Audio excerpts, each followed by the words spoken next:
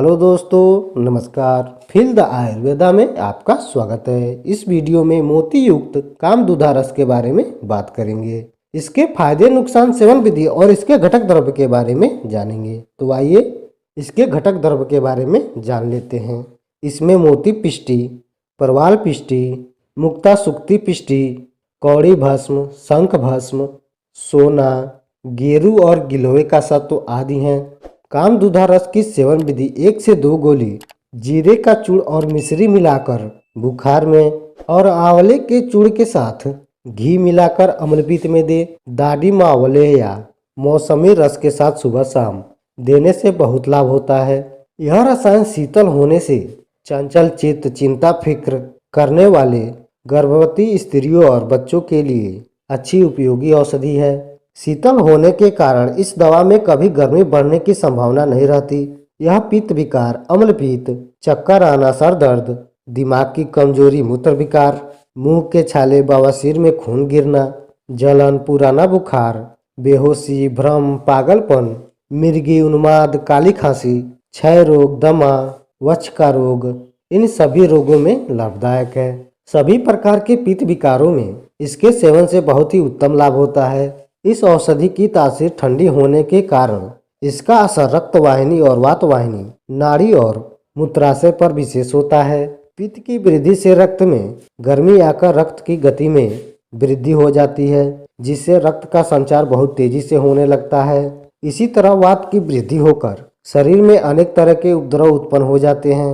मूत्राशय में भी पित्त की तेजी के कारण मूत्रकुक्ष आदि रोग उत्पन्न हो जाते हैं। ऐसी अवस्था में अंगों में बहुत जलन होती है।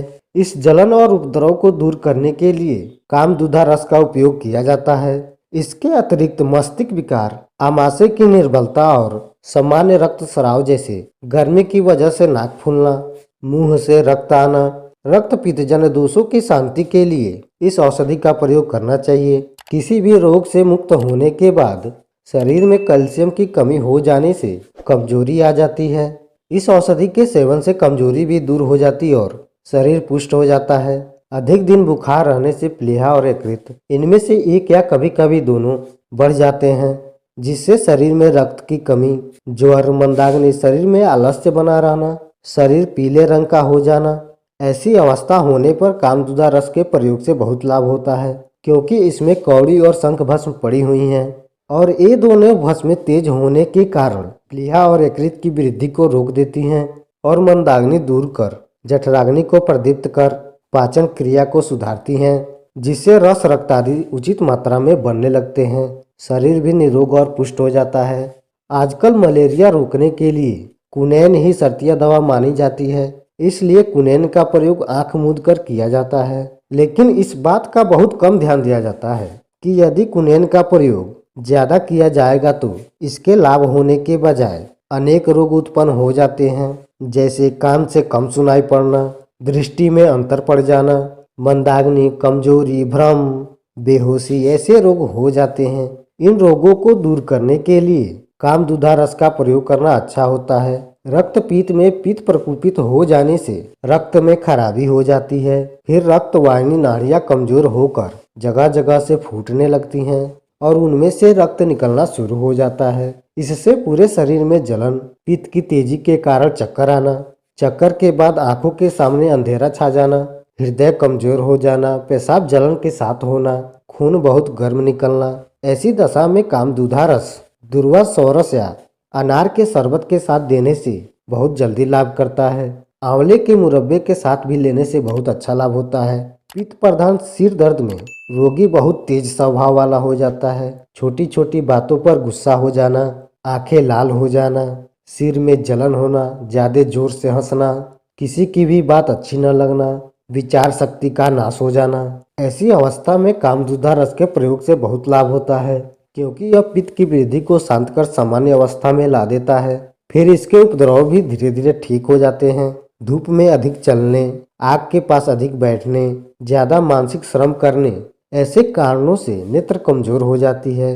साथ ही सिर में दर्द भी होने लगता है, विचार शक्ति नाश हो जाता और याददाश्त में भी कमी हो जाती है। ऐसी अवस्था में कामदूधा रस मक्खन या दूध के साथ सेवन करने से बहुत ही अच्छा असर दिखलाता है। अम्लपीत में जब आमाशय अस्तपित प्रकुपित हो जाता है तो जलन के साथ खट्टी डकारें आने लगती हैं और पित्त जल जाने से कड़वा उल्टी होने लगता है। ऐसी अवस्था में कामदुधा रस को सूत शेखर रस के साथ आंवले का सौरस और घी मिलाकर देने से बढ़े हुए पित्त ठीक हो जाते हैं। पित्त अपनी सामान्य अवस्था में आ जाती है, फिर सब कार्य अच्छी तरह से होने लग जाता है। इसमें गेरू पड़ा हुआ है जो पित्त शामक और स्तंभक है। अतिसार में पित्त के प्रकोप से होने वाले अतिसार, खून के साथ होने वाले दस्त में छोटी आंत और बड़ी आंत के अंदर होने वाली त्वचा में क्षोभ उत्पन्न हो जाता है। इससे उदर में जलन, पानी पीने की बार बार इच्छा होना, जलन के साथ दस्त होना, ऐसे लक्षण उपस्थित होते हैं। ऐसी अवस्था में कामदुधा रस के प्रयोग से उत्तम लाभ होता है। उन्माद रोगों में पित्त की विकृति के कारण पाचन क्रिया में गड़बड़ी हो जाती है, जिसमें अन्न का पाचन ठीक न होने से पेट में विषयुक्त गैस उत्पन्न हो जाते हैं और इस गैस का प्रभाव मस्तिष्क पर पड़ता है, जिससे उन्माद जैसा विकार उत्पन्न हो जाता है। ऐसी अवस्था में मन चंचल हो जाता है, असंतोष, हृदय निर्बल हो जाना, जिससे बार बार चक्कर आना, चक्कर आकर बेहोश हो जाना। ऐसे लक्षण उत्पन्न होने पर कामदुधा रस ब्रह्मी चूर्ण या शंख पुष्पित चूर्ण में मिलाकर मिश्री के साथ देना चाहिए और सिर में श्री गोपाल तेल, महाचंदनादि तेल या हिमसागर तेल, इनमें से किसी एक तेल का मालिश करना चाहिए। इस औषधि के सेवन से पहले अपने नजदीकी चिकित्सक से सलाह जरूर लें। धन्यवाद।